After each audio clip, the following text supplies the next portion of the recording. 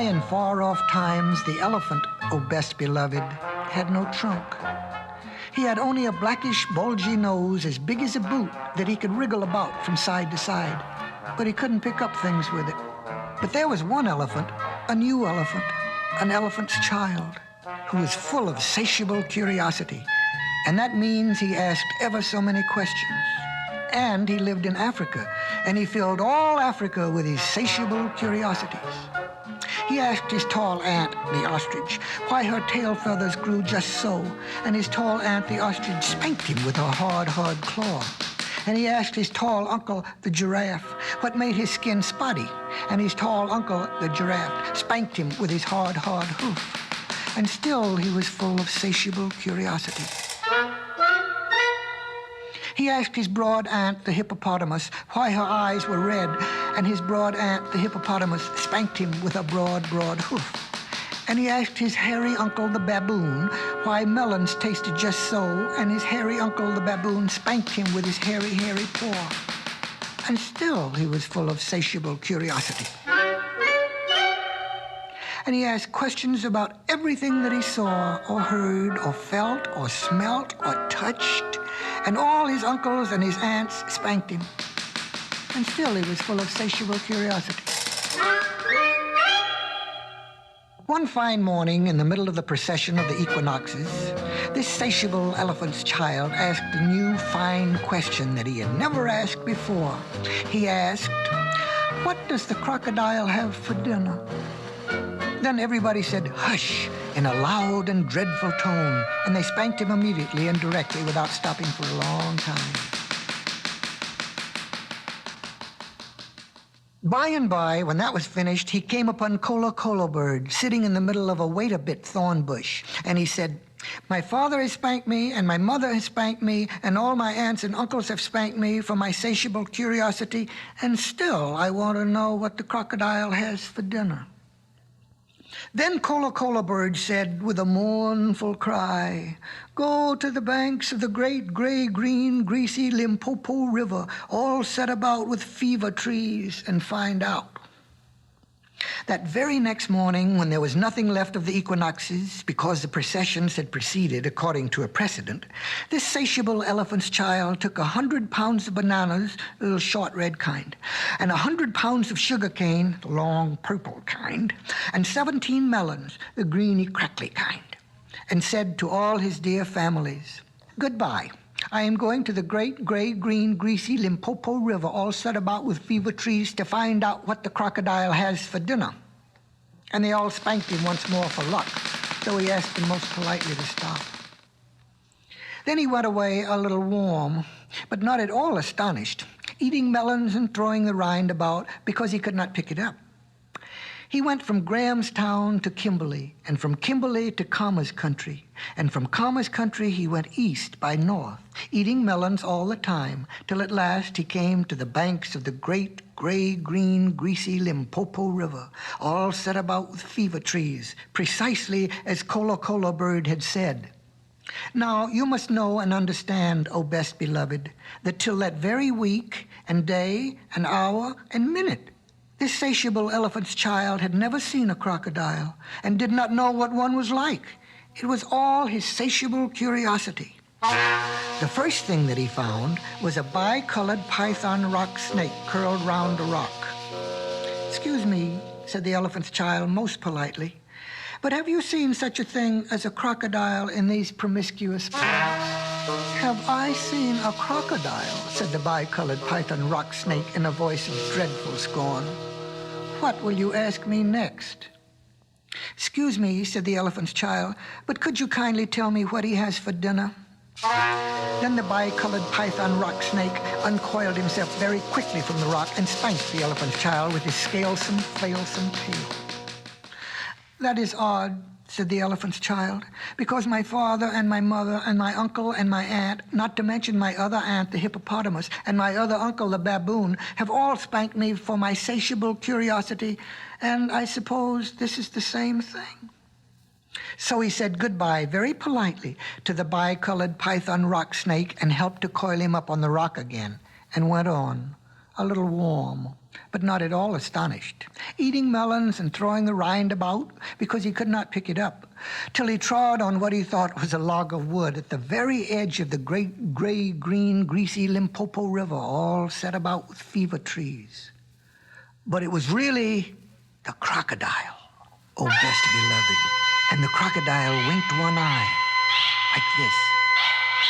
"Excuse me," said the elephant's child most politely, "but do you happen to have seen a crocodile in these promiscuous parts?"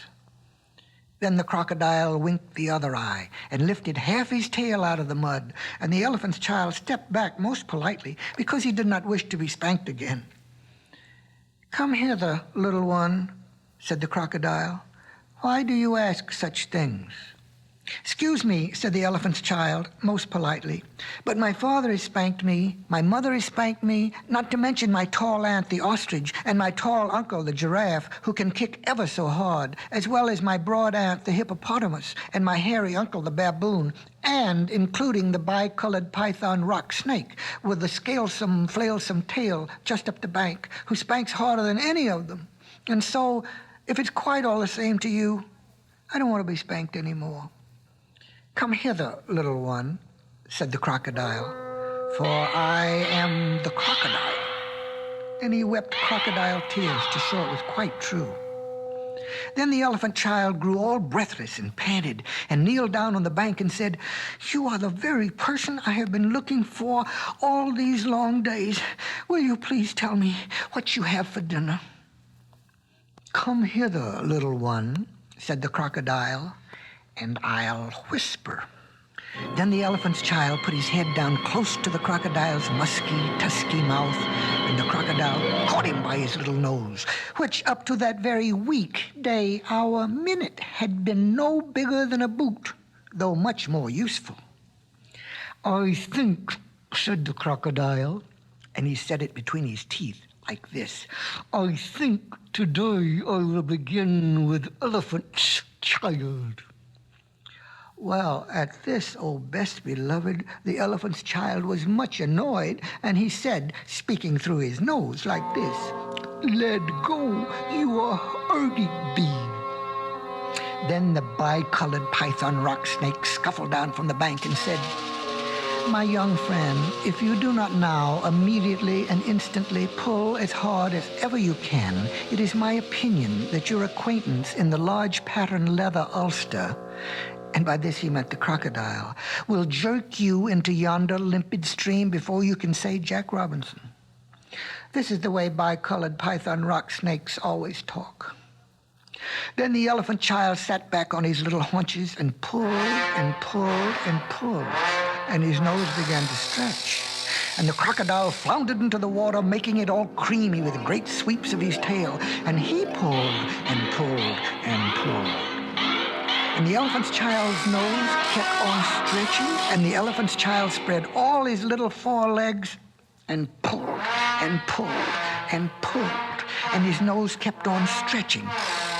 And the crocodile threshed his tail like an oar, and he pulled and pulled and pulled, and at each pull, the elephant's child's nose grew longer and longer, and it hurt him. Then the elephant's child felt his legs slipping, and he said through his nose, which was now nearly 5 feet long, "This is too much for me." Then the bicolored python rock snake came down from the bank and knotted himself in a double clove hitch around the elephant's child's hind legs and said, "Rash and inexperienced traveler, we will now seriously devote ourselves to a little high tension, because if we do not, it is my impression that yonder self-propelling man of war with the armor-plated upper deck," and by this, oh best beloved, he meant the crocodile, "will permanently vitiate your future career." That's the way all bicolored python rock snakes always talk. So he pulled, and the elephant's child pulled, and the crocodile pulled, but the elephant's child and the bicolored python rock snake pulled hardest, and at last the crocodile let go of the elephant's child's nose with a plop that you could hear all up and down the Limpopo. Then the elephant's child sat down most hard and sudden. But first he was careful to say, "Thank you," to the bicolored python rock snake, And next he was kind to his poor nose, and wrapped it all up in cool banana leaves and hung it in the great gray-green greasy Limpopo to cool. "What are you doing that for?" said the bicolored python rock snake. "Excuse me," said the elephant's child, "but my nose is badly out of shape, and I am waiting for it to shrink." "Then you will have to wait a long time," said the bicolored python rock snake. "Some people do not know what is good for them." The elephant's child sat there for 3 days waiting for his nose to shrink. But it never grew any shorter, and besides, it made him squint. For, oh, best beloved, you will see and understand that the crocodile had pulled it out into a really, truly trunk, same as all elephants have today. At the end of the 3rd day, a fly came and stung him on the shoulder, and before he knew what he was doing, he lifted up his trunk and hit that fly dead with the end of it. "Vantage number 1, said the bicolored python rock snake. "You couldn't have done that with a mere schmear nose. Try and eat a little now." Before he thought what he was doing, the elephant's child pulled out his trunk and plucked a large bundle of grass, dusted it clean against his forelegs, and stuffed it into his mouth. "Vantage number 2, said the bicolored python rock snake. "You couldn't have done that with a mere smear nose. Don't you think the sun is very hot today?" "It is," said the elephant's child, and before he thought what he was doing, he slooped up a sloop of mud from the banks of the great gray-green greasy Limpopo and slapped it on his head, where it made a cool, slippy, slushy mud cap all trickly behind his ears. "Vantage number 3, said the bicolored python rock snake. "You couldn't have done that with a mere smear nose. Now, how do you feel about being spanked again?" "Excuse me," said the elephant's child, "but I should not like it at all." "How would you like to spank somebody?" said the bicolored python rock snake. "I should like it very much indeed," said the elephant's child. "Well," said the bicolored python rock snake, "you will find that new nose of yours very useful to spank people with." "Thank you," said the elephant's child. "I'll remember that. And now I think I'll go home to all my dear families and try."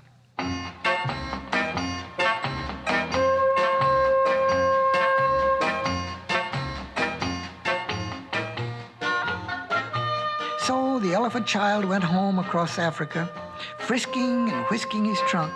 When he wanted fruit to eat, he pulled fruit down from a tree, instead of waiting for it to fall as he used to do. When he wanted grass, he plucked grass up from the ground, instead of going on his knees as he used to do. When the flies bit him, he broke off the branch of a tree and used it as a fly whisk, and he made himself a new, cool, slushy, squishy mud cap whenever the sun was hot. When he felt lonely walking through Africa, he sang to himself down his trunk, and the noise was louder than several brass bands. He went especially out of his way to find a broad hippopotamus. She was no relation of his. And he spanked her very hard to make sure that the bicolored python rock snake had spoken the truth about his new trunk. The rest of the time, he picked up the melon rinds that he had dropped on his way to the Limpopo, for he was a tidy pachyderm. One dark evening, he came back to all his dear families, and he coiled up his trunk and said, "How do you do?" Well, they were very glad to see him and immediately said, "Come here and be spanked for your satiable curiosity." "Pooh," said the elephant's child, "I don't think you people know anything about spanking, but I do, and I'll show you." Then he uncurled his trunk and knocked 2 of his dear brothers head over heels. "Oh, bananas," said they, "where did you learn that trick? And what have you done to your nose?" "I got a new one from the crocodile on the banks of the great gray-green greasy Limpopo River," said the elephant's child. "I asked him what he had for dinner, and he gave me this to keep." "It looks very ugly," said his hairy uncle, the baboon. "It does," said the elephant's child, "but it's very useful." And he picked up his hairy uncle, the baboon, by one hairy leg and hove him into a hornet's nest. Then that bad elephant's child spanked all his dear families for a long time till they were very warm and greatly astonished. He pulled out his tall ostrich ant's tail feathers, and he caught his tall uncle the giraffe by the hind leg and dragged him through a thorn bush, and he shouted at his broad aunt the hippopotamus and blew bubbles into her ear when she was sleeping in the water after meals. But he never let anyone touch Colo Colo Bird.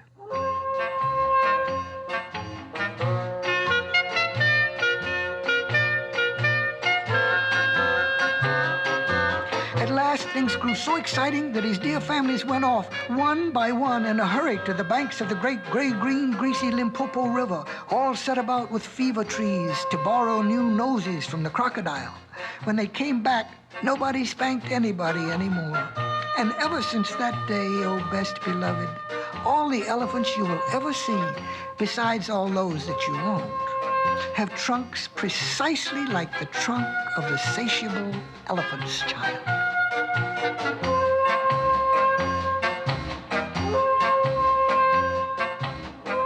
The end.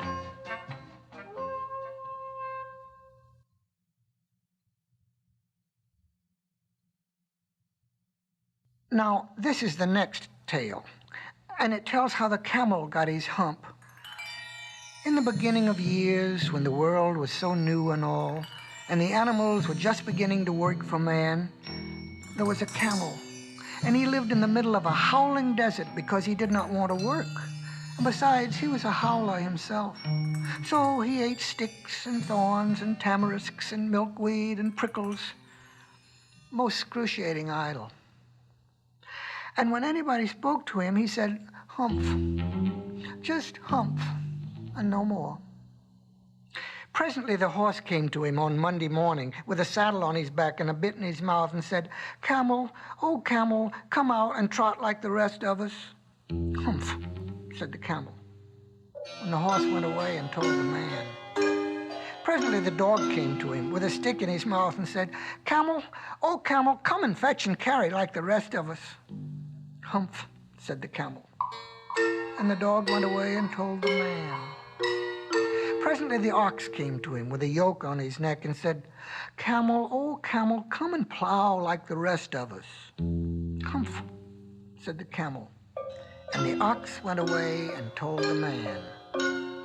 At the end of the day, when the man called the horse and the dog and the ox together and said, "Three, oh three, I'm very sorry for you, with the world so new and all. But that hump thing in the desert can't work, or he would have been here by now. So I'm going to leave him alone, and you must work double time to make up for it." That made the three very angry, with the world so new and all. And they held a palaver and an indaba and a punchiette and a powwow on the edge of the desert. And the camel came chewing milkweed, most excruciating idle, and laughed at them. Then he said, "Humph," and went away again. Presently, there came along the genie in charge of all deserts, rolling in a cloud of dust. Genies always travel that way because it's magic. And he stopped to palaver and powwow with the three. "Genie of all deserts," said the horse, "is it right for anyone to be idle with a world so new and all?"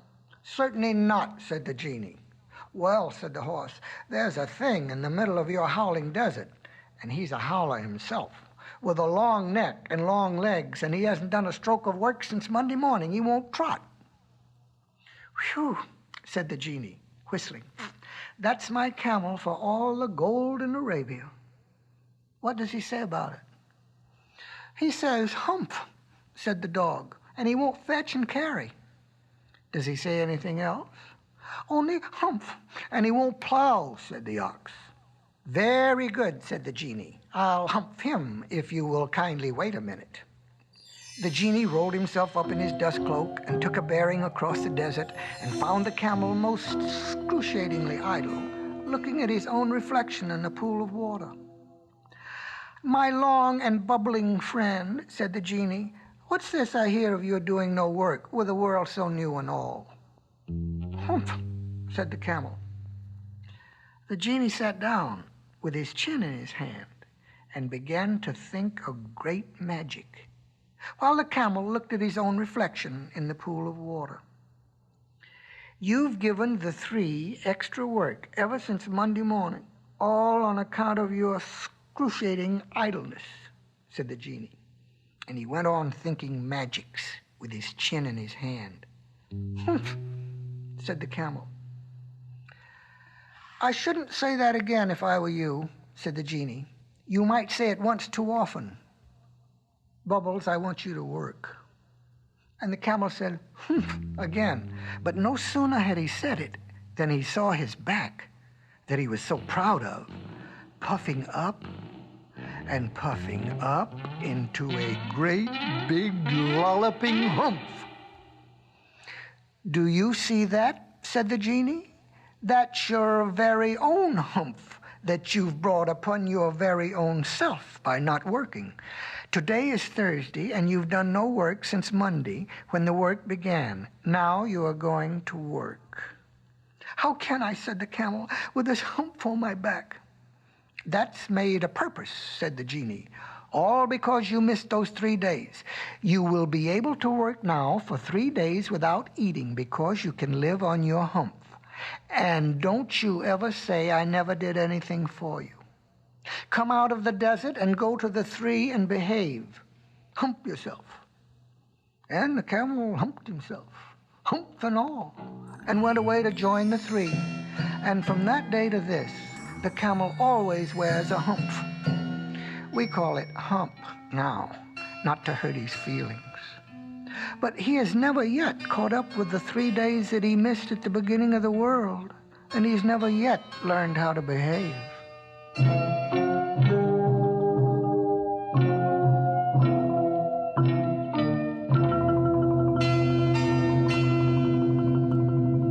The end.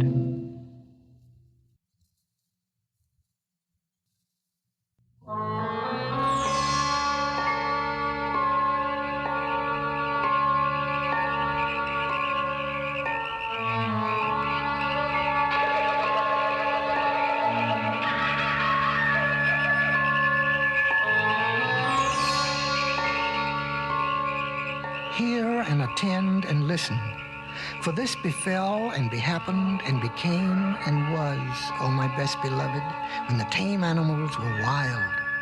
The dog was wild, and the horse was wild, and the cow was wild, and the sheep was wild, and the pig was wild as wild could be, and they walked in the wet wild woods by their wild lones. But the wildest of all the wild animals was the cat. He walked by himself, and all places were alike to him.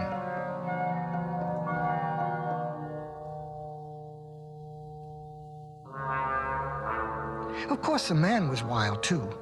He was dreadfully wild. He didn't even begin to be tame till he met the woman, and she told him that she did not like living in his wild ways. She picked out a nice dry cave instead of a heap of wet leaves to lie down in, and she strewed clean sand on the floor, and she lit a nice fire of wood in the back of the cave, and she hung a dried wild horse skin, tail down, across the opening of the cave, and she said, "Wipe your feet, dear, when you come in, and now we'll keep house." That night, best beloved, they ate wild sheep roasted on the hot stones and flavored with wild garlic and wild pepper, and wild duck stuffed with wild rice, and wild fenugreek and wild coriander, and marrow bones of wild oxen, and wild cherries and wild grenadillas. Then the man went to sleep in front of the fire, ever so happy. But the woman sat up, combing her hair. She took the bone of the shoulder of mutton, the big fat blade bone, and she looked at the wonderful marks on it, and she threw more wood on the fire, and she made a magic. She made the first singing magic in the world. Out in the wet wild woods, all the wild animals gathered together where they could see the light of the fire a long way off, and they wondered what it meant. Then Wild Horse stamped with his wild foot and said, "Oh, my friends, and oh, my enemies, why have the man and woman made the great light in that cave, and what harm will it do to us?" Wild Dog lifted his wild nose and smelled the smell of roast mutton and said, "I will go up and see and look and say, for I think it is good. Cat, come with me." "Nenny," said the cat, "I am the cat who walks by himself, and all places are alike to me. I will not come." "Then we can never be friends again," said the wild dog, and he trotted off to the cave. But when he had gone a little way, the cat said to himself, "All places are alike to me. Why should I not go too and see and look and come away at my own liking?" So he slipped away after Wild Dog, softly, very softly and hid himself where he could hear everything.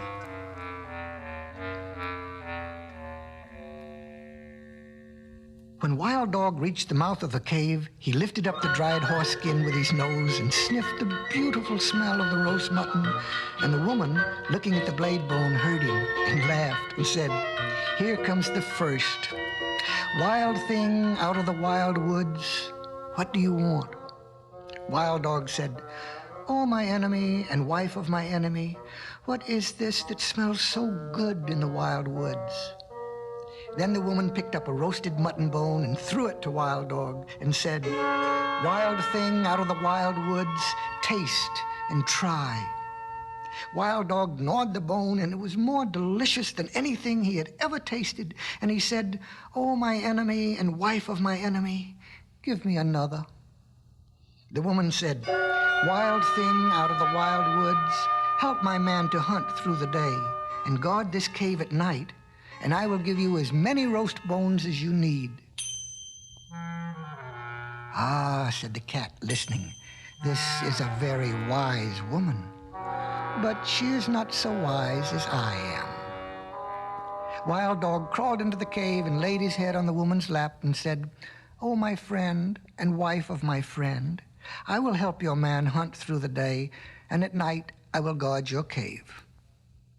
"Aha," said the cat, listening, "that is a very foolish dog." And he went back through the wet, wild woods, waving his wild tail and walking by his wild lone.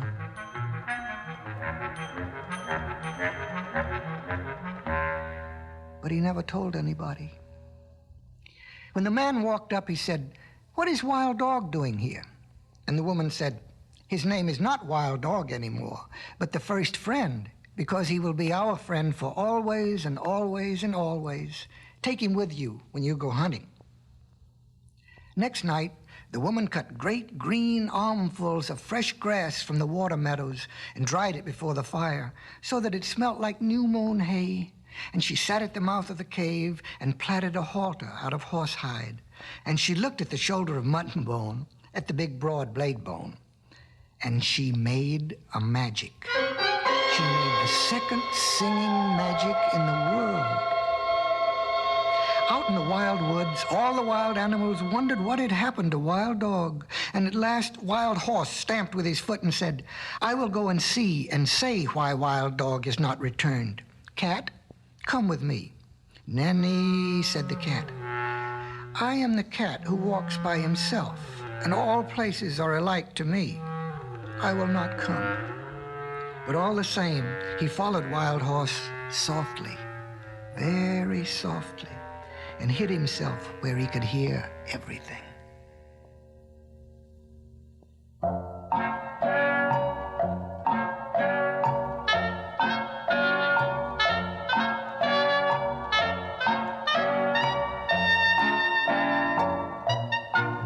When the woman heard Wild Horse tripping and stumbling on his long mane, she laughed and said, "Here comes the second wild thing out of the wild woods.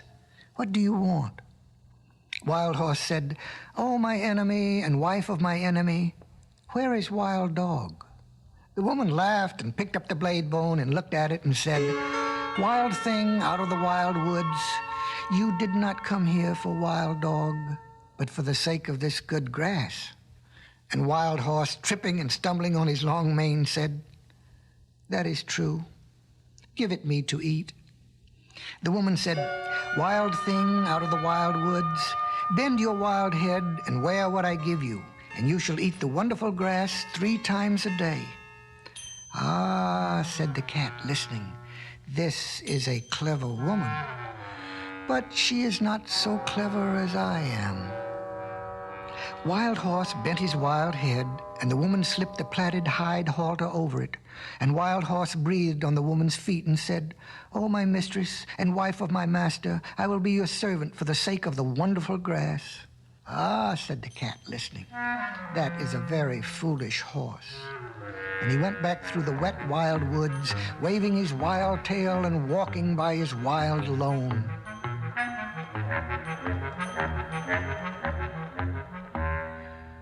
But he never told anybody. When the man and the dog came back from hunting, the man said, "What is Wild Horse doing here?" And the woman said, "His name is not Wild Horse anymore, but the first servant, because he will carry us from place to place for always and always and always. Ride on his back when you go hunting."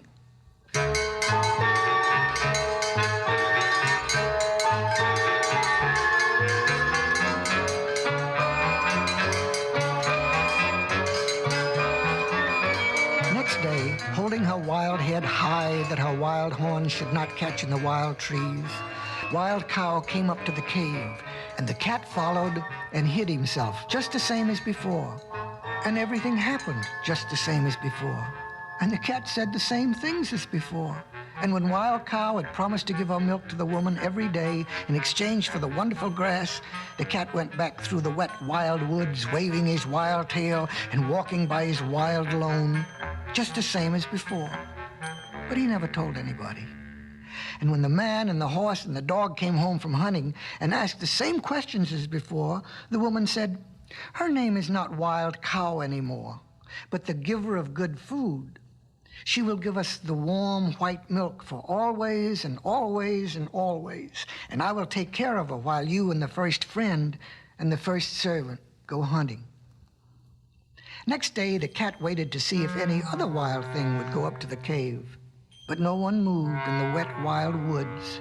So the cat walked there by himself, and he saw the woman milking the cow, and he saw the light of the fire in the cave, and he smelt the smell of the warm white milk. Cat said, "Oh, my enemy and wife of my enemy, where did Wild Cow go?"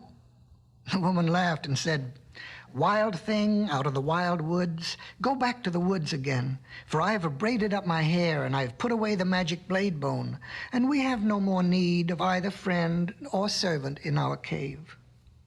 Cat said, "I am not a friend, and I am not a servant.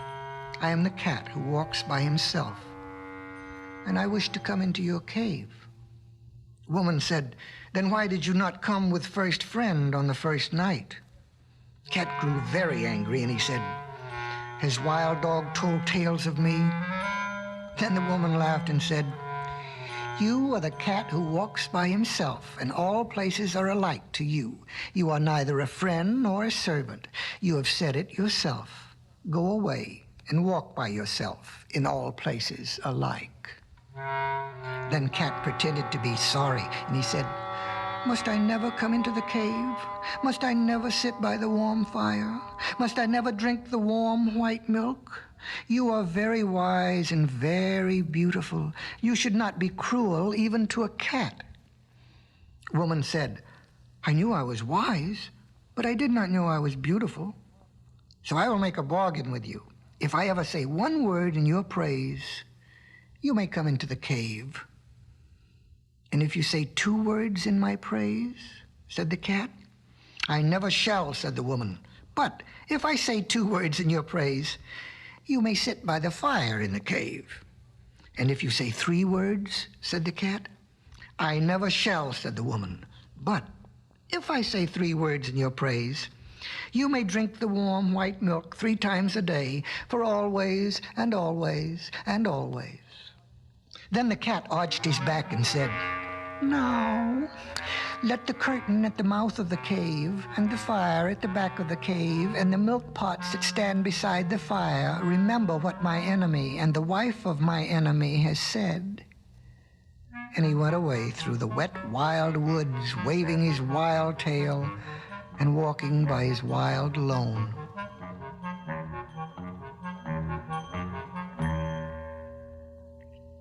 That night, when the man and the horse and the dog came home from hunting, the woman did not tell them of the bargain that she had made with the cat, because she was afraid they might not like it.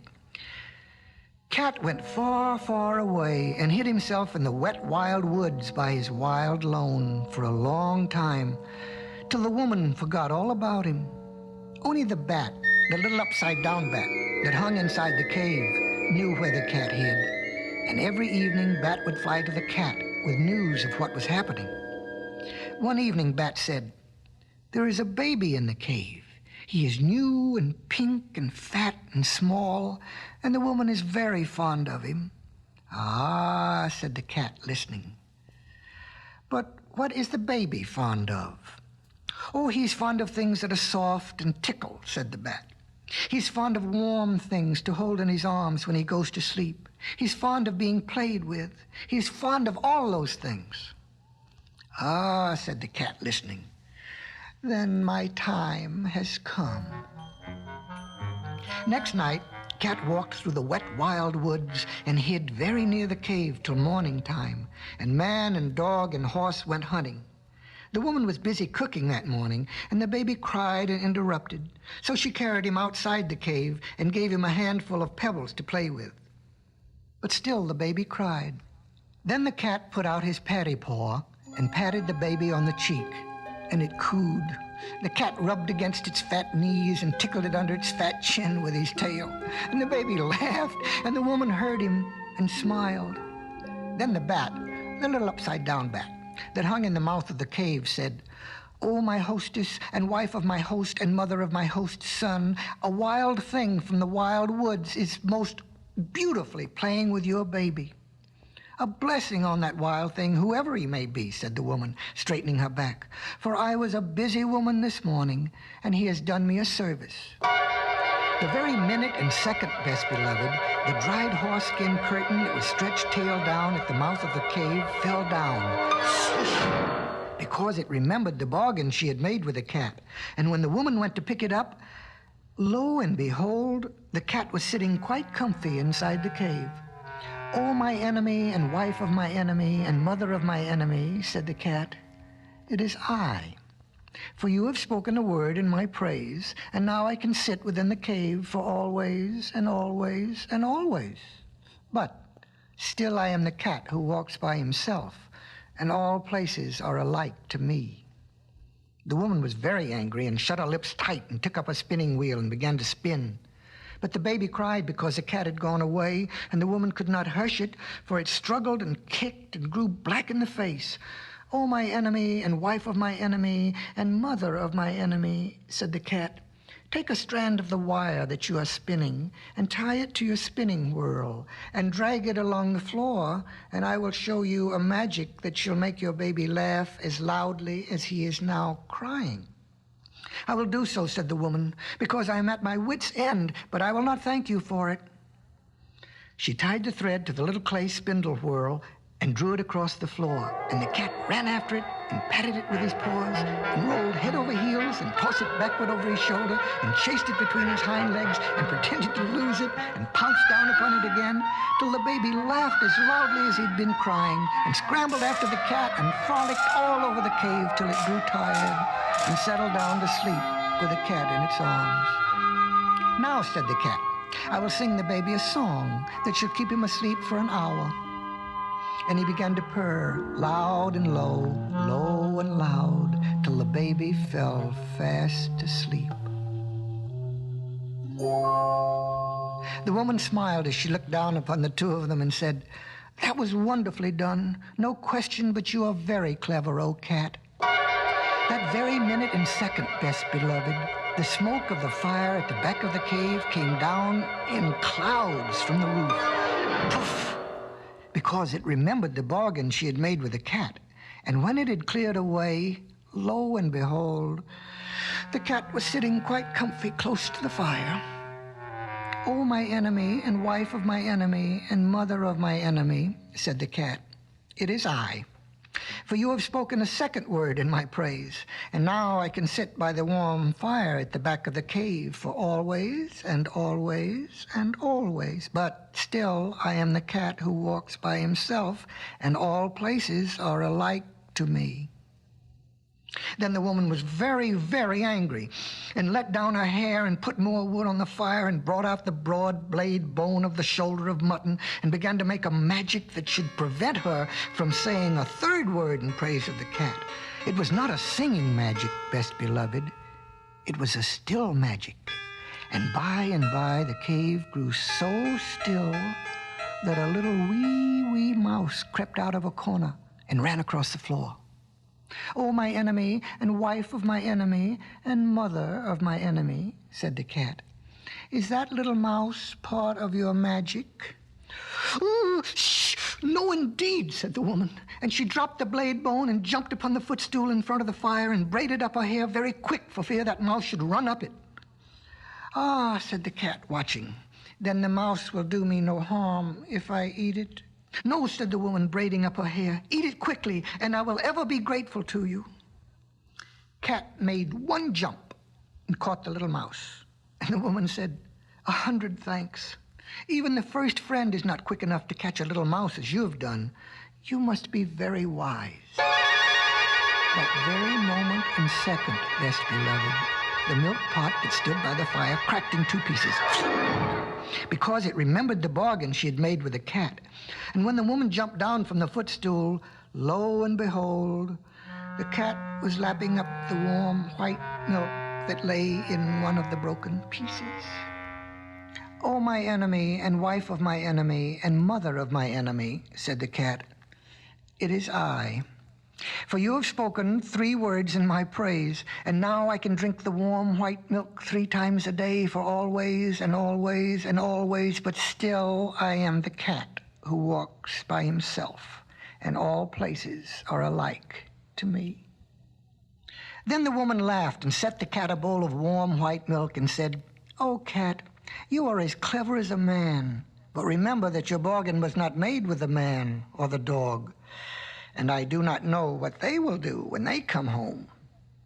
"What is that to me?" said the cat. "If I have my place in the cave by the fire and my warm white milk 3 times a day, I do not care what the man or the dog can do." That evening, when the man and the dog came into the cave, the woman told them all the story of the bargain while the cat sat by the fire and smiled.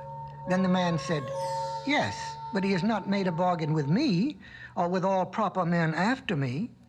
Then he took off his 2 leather boots, and he took up his little stone axe, that makes 3, and he fetched a piece of wood and a hatchet, that is 5 altogether, and he set them out in a row, and he said, "Now we will make our bargain.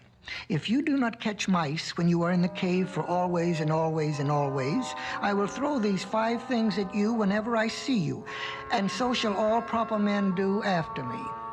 "Ah," said the woman, listening, "this is a very clever cat, but he is not so clever as my man." The cat counted the 5 things, and they looked very knobby. And he said, "I will catch mice when I am in the cave for always and always and always, but still I am the cat who walks by himself, and all places are alike to me." "Not when I am near," said the man. "If you had not said that last, I would have put all these things away for always and always and always. But I am now going to throw my 2 boots and my little stone axe, that makes 3, at you whenever I meet you, and so shall all proper men do after me." Then the dog said, "Wait a minute. He has not made a bargain with me, or with all proper dogs after me." And he showed his teeth, and he said, "If you are not kind to the baby while I am in the cave for always and always and always, I will hunt you till I catch you, and when I catch you, I will bite you, and so shall all proper dogs after me." "Ah," said the woman, listening, "this is a very clever cat, but he is not so clever as the dog." Cat counted the dog's teeth, and they looked very pointed, and he said, "I will be kind to the baby while I am in the cave, as long as he does not pull my tail too hard, for always and always and always, but still I am the cat that walks by himself, and all places are alike to me." "Not when I am near," said the dog. "If you had not said that last, I would have shut my mouth for always and always and always, but now I am going to hunt you up a tree whenever I meet you, and so shall all proper dogs do after me." Then the man threw his 2 boots and his little stone axe, that makes 3, at the cat, and the cat ran out of the cave, and the dog chased him up a tree, and from that day to this, best beloved, 3 proper men out of 5 will always throw things at a cat whenever they meet him, and all proper dogs will chase him up a tree. But the cat keeps his side of the bargain, too. He will kill mice, and he will be kind to babies when he is in the house, just as long as they do not pull his tail too hard. But when he has done that, and between times, when the moon gets up and the night comes, he is the cat that walks by himself, and all places are alike to him. Then he goes out to the wet, wild woods, or up the wet, wild trees, or on the wet, wild roofs, waving his wild tail and walking by his wild lone.